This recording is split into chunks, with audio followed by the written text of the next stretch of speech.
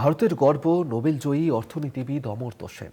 দেশের রত্ন সেই অমর্ত্য সেনের নাগরিকত্বই এবার প্রশ্নের মুখে। সৌজন্যে নির্বাচন কমিশনের এসআইআর আর এসআইআর এর বিদ্ধ অমর্ত্য সেনকে তাকে ডাকা হয়েছে শুনানির জন্য। আর যা নিয়েই নিন্দায় সরব হয়েছে দেশের মানুষজন। এবং যদিও অমর্ত্য সেন তিনি বিদেশে থাকায় তার বাড়ির লোকজন এই এসআইআর এর নোটিশ তারা রিসিভ করেছেন, তবে যেভাবে অমর্ত্য সেন তাকে ডেকে পাঠানো হয়েছে এই শুনানির জন্য তা নিয়েই কিন্তু ইতিমধ্যেই সমালোচনার ঝড় উঠতে শুরু করেছে। আমরা এই নিয়ে আরো বিস্তারিত কথা বলবো। সরাসরি এই মুহূর্তে আমাদের সঙ্গে রয়েছেন প্রতিনিধি মনা বীরবংশী। মনা, অমর্ত্য সেন তাকেই এসআইআর এর শুনানি নিয়ে ডেকে পাঠানো হয়েছে এবং জানি ইতিমধ্যেই বিতর্কের ঝড় উঠেছে। এই মুহূর্তে অমর্ত্য সেন তাকে কি এই জন্য হাজিরা দিতে হবে নাকি তার বাড়িতে যাবেন বিএলও, কি জানতে পারছো? হ্যাঁ, দেখো অভিক, এই মুহূর্তে আমি যেখানে দাঁড়িয়ে রয়েছি সেটি হচ্ছে রবীন্দ্রনাথের পুণ্যভূমি শান্তিনিকেতন। শান্তিনিকেতন একেবারেই হেরিটেজ এরিয়ায় আমি যেখানে দাঁড়িয়ে আছি সেটি হচ্ছে নোবেল জয়ী অর্থনীতিবিদ, বর্ষিয়ান অধ্যাপক অর্থনীতির অধ্যাপক অমর্ত্য সেন, তার বাড়ির ঠিক সামনে, প্রতিচি বাড়ির ঠিক সামনে। অভিক, প্রথমেই এই মুহূর্তে যারা কলকাতা টিভির পর্দায় নজর রেখেছেন দর্শকরা, তাদের অবশ্যই তাদের উদ্দেশ্যে একটু ছবিটা দেখিয়ে রাখি। আমার সহকর্মী রয়েছে, ক্যামেরা পার্সন অনির্বাণকে বলবো দেখাতে। দেখতে পাচ্ছ অভিক, একেবারেই শান্তিনিকেতনে নোবেল জয়ী অর্থনীতিবিদ, প্রবীণ অধ্যাপক, বর্ষিয়ান অধ্যাপক অমর্ত্য সেনের এই হচ্ছে সেই বাড়ি, প্রতিচি বাড়ি। তুমি দেখতে পাচ্ছ প্রতিচি শান্তিনিকেতনে তার বাড়ি। এবং অবশ্যই এটি সেন ডান দিকে ঠিক পিলারে লেখা রয়েছেন, তুমি বুঝতে পারছো। এবং অমর্ত্য সেনের বাড়ি এখানে। তুমি জানো যে বিশেষ করে আরও দেখাবো তোমাকে, তুমি জানো যে রাজ্যের তরফ থেকে অমর্ত্য সেনকে অতিরিক্ত নিরাপত্তার ব্যবস্থা করেছেন, সে নিরাপত্তা রয়েছেন এবং অমর্ত্য সেনের বাড়ি এর ত্রিসীমানা।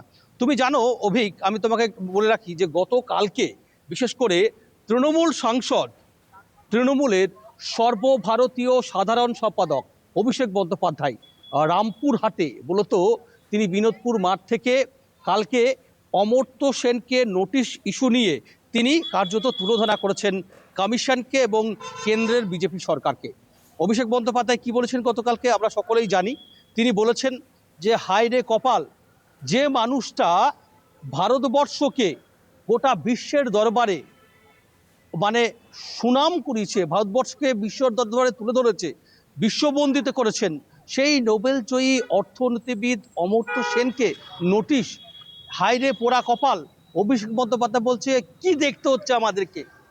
আজকের দিনে দাঁড়িয়েও অধ্যাপক অমর্ত্য সেনকে তিনি ভারতীয় নাগরিক সেটা প্রমাণ করাতে হবে কমিশনের কাছে।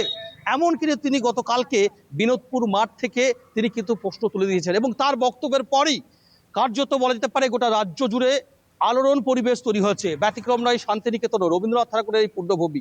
এই শান্তিনিকেতনেও যারা মানুষজন রয়েছেন, এখানকার প্রবীণ অধ্যাপকরা রয়েছেন, এখানকার আশ্রমিকরা রয়েছেন, বিশ্বভারতীর পড়ুয়ারা রয়েছেন, তারাও কিন্তু প্রশ্ন তুলছেন যে অমর্ত্য সেনের মতো একজন মানুষ, তাকে এ ধরনের নোটিশ ইস্যু করা। যদিও দেখো অবশ্যই এখনো পর্যন্ত যেহেতু অমর্ত্য সেন শান্তিনিকেতনের বিশেষ করে যেটি স্টাফ ক্লাব, যেখানে 274 নম্বর বুথ, সেখানেই তিনি ভোট দান করেন, যার বিএলও হচ্ছেন সম্ব্রত মুখার্জি।